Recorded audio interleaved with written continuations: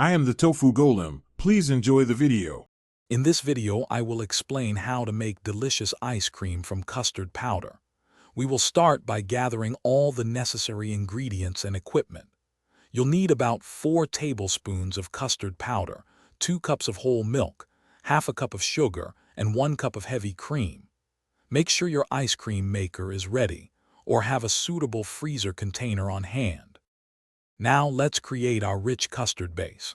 First, whisk 4 tablespoons of custard powder with about 1/4 cup of cold milk to form a smooth paste.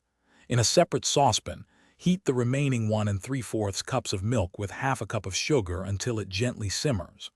Gradually pour the custard paste into the hot milk, stirring continuously until it thickens. Cook for 1 to 2 minutes, ensuring a perfectly smooth consistency. Once your custard base is cooked, it's crucial to let it cool completely to room temperature. This step is important for the final texture.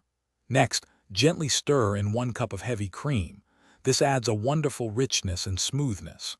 Then, chill the entire mixture in the refrigerator for at least 4 hours, or even overnight, until it is very cold.